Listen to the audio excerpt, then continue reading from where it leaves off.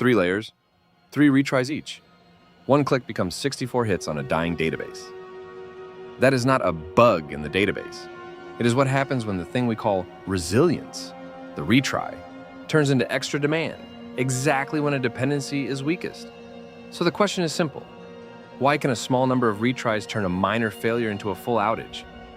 The obvious story is comforting. A request fails. You try again. Eventually it works. In cloud systems, short blips are expected. A timeout, a brief 500, a hiccup in the network. A retry after a delay often succeeds, so teams add more of them. It feels like resilience. That instinct is incomplete. A retry is not free recovery. It is another request. More load on a dependency that may already be overloaded. Amazon's Builders Library puts it bluntly. Retries can increase load on a system that is already approaching overload. Picture a single request. 1 attempt, 1 path to a dependency. When it times out, the client schedules a ghost. A copy of the same work, aimed at the same place. 1 client, 3 retries. 4 attempts total. That is usually survivable. The storm starts when hundreds of clients fail together, and each one schedules its ghosts at the same moment. What looked like recovery becomes a synchronized wave of extra demand. Imagine a dependency that can handle about 1,000 requests a second before latency climbs. Steady traffic sits around 800. Headroom looks fine, until a blip hits and clients time out together. Say 200 of them each retry 3 times. That is 4 attempts each, up to 800 extra attempts aimed at the same wounded service, on top of whatever is still coming from the original wave. The capacity that was going to recover is now answering ghosts. The blip did not have to be fatal. The herd made it worse. When the dashboards go red, the temptation is obvious. Raise the retry count, shorten the delay, try harder. That is how you grow the herd. You are adding demand precisely when the dependency has the least spare capacity.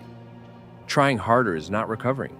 It is volunteering to become the second failure mode. Waiting longer between failures helps. That is exponential backoff, giving the service room to breathe. But waiting alone still hurts. If 1,000 clients fail together and all wait exactly 1 second, then 2, then 4, they come back as synchronized waves. The weights grew. The alignment did not, so you randomize the weight. Jitter. Those spikes flatten into a trickle. An AWS architecture blog ran a simulation under contention. Without jitter, work clustered. With randomized weights, call count dropped sharply, more than half in their 100 client case. That was a simulation, not a universal constant.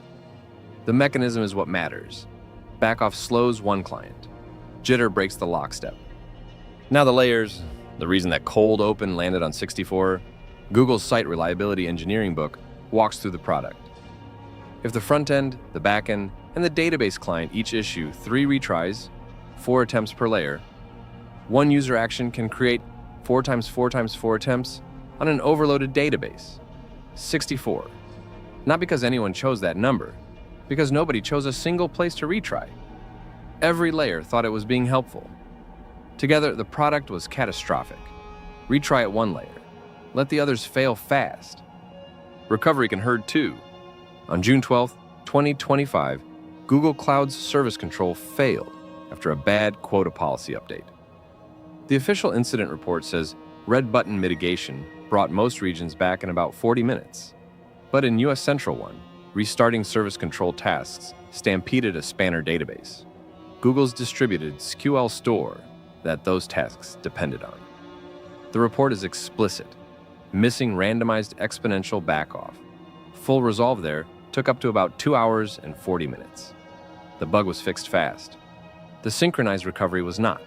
Same mechanism as a client retry storm, only this time the herd was the recovery path itself. You can see the same physics in the wild. When Pokémon GO launched, Google's workbook on managing load recorded synchronized retries after errors, immediate retry, then a fixed backoff, driving request spikes up to about 20 times the prior global peak. Different stack, same herd. So what actually bounds the damage? Google's overload guidance describes a practical pair. Cap how many times a single request may retry.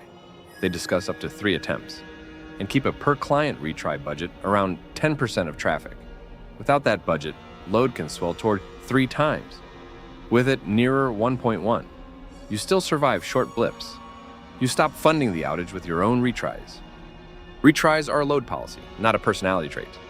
Give the service room, randomize the wait, budget how much retry traffic you allow, and retry in one place, not at every layer of the stack. Otherwise, the safeguard that was supposed to save the request becomes the reason the dependency never comes back.